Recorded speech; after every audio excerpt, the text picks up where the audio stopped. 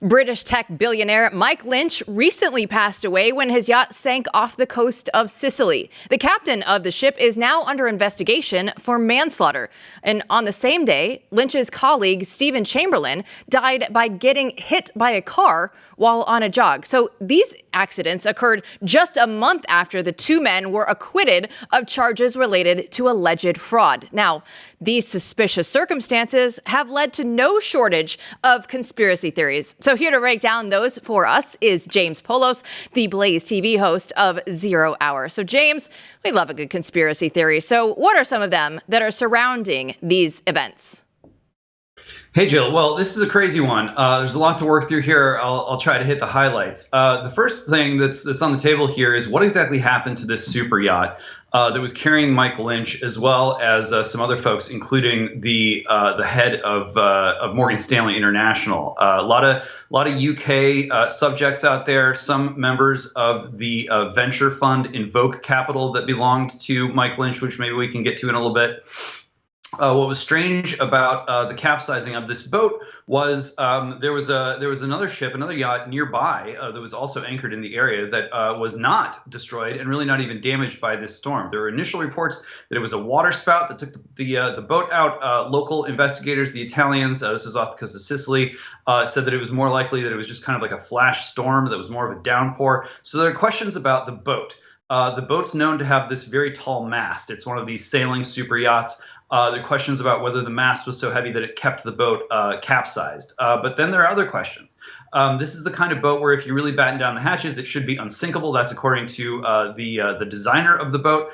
So there are questions of whether or not somebody sabotaged the boat or left something open that should have been closed during the storm that did hit. So all kinds of questions here. A 1-year-old was fortunately saved from the disaster by the mother, who's a member of this Invoke Capital that belonged to Mike Lynch.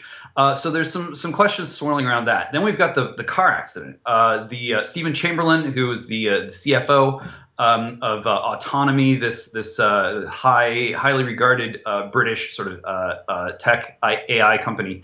The CFO was hit, as you said, by a car. Local police have the make and model of this car. It's one of those British brands that no Americans ever heard of. They have a woman, a 49-year-old woman who was taken into custody or at least questioned. Identified as the one who hit Chamberlain. Police put out a call for witnesses, and there were none. So, like you said, they died on the same day. Very suspicious. Both of them acquitted in a recent trial in San Francisco, which was brought to basically hold them liable for some shenanigans, which we might also get into, pertaining to the sale of this firm Autonomy to Hewlett Packard back in the 2010s. This was a huge scandal at the time. Hewlett Packard acquired the company for billions and billions of dollars, and then very soon thereafter had to write down about $8.8 billion as a loss. There are some interesting questions about who was president of Hewlett Packard at that time, why his tenure was so short, why he made such a really a 180 in sort of defining Hewlett Packard's business model. And the acquisition of this company was designed to be the piece that allowed Hewlett Packard to pivot in this massive way from hardware to software.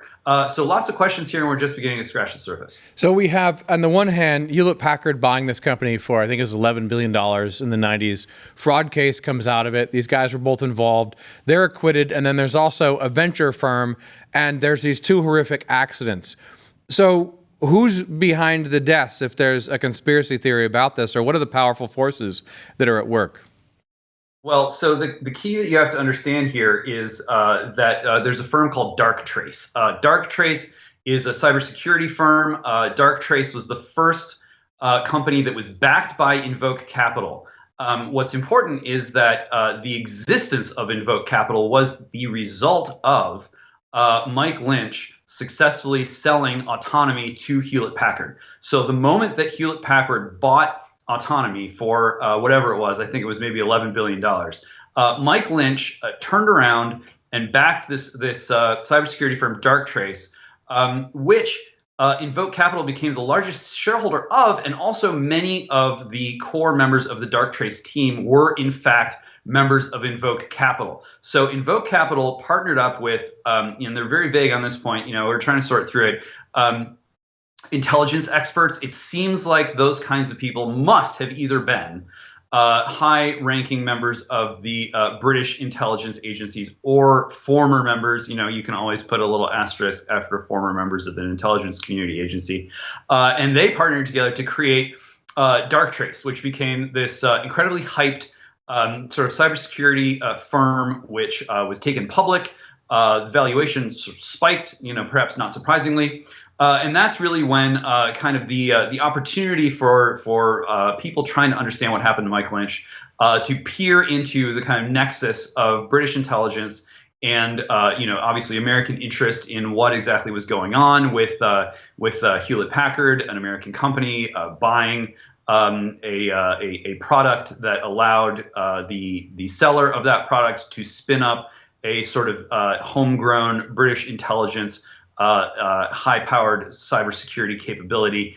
It very quickly became a matter of national security, not just for the UK, but obviously for the US as well. Now, what's interesting, there's a guy by the name of Leo Apotheker. Leo Apotheker was CEO of SAP, one of those big German companies. He was, in fact, at the time, the only, or let's see, the second descendant of Holocaust escapees, Jewish refugees, to head a German corporation at that time. He spent his youth in Israel, went to, I think, a university in Jerusalem, speaks 5 languages. You know, one of these guys who, you know, you don't need to be a conspiracy theorist to kind of begin to understand, you know, there's a certain level you turn to certain kinds of people for these CEO jobs. People who are well-traveled, people with a lot of international connections, people who have facility with multiple languages. And so this is the guy who becomes the CEO of Hewlett-Packard in this very narrow window here, where HP decides that they're going to make this huge swing from the kind of consumer hardware goods that they're known for to software, and autonomy was going to be the big piece. So he's the one who made that decision. Then they had to write down the acquisition. Shareholders got really mad. They threw out Apotheker. They brought in Meg Whitman. Yes, famous Meg Whitman of failed, I think she spent $100 million trying to become governor of California. So Meg comes in, tries to clean up the mess, re-pivots Hewlett-Packard back to hardware. And so you look at the chain of custody here between, you know, Mike Lynch, his various endeavors, a lot of money flying around. The last piece of this that I think, you know, really deserves a magnifying glass here is there's a private equity firm that was out of Chicago. They moved down to Miami in 2020 around COVID times, called Thoma Bravo. Now, Thoma Bravo is very well known in private equity for being one of the foremost, if not the foremost, basically arbitrager of high-tech security companies. So they do a lot of work in sort of looking for tech companies, especially ones that are deeply involved in security, and in effect flipping them.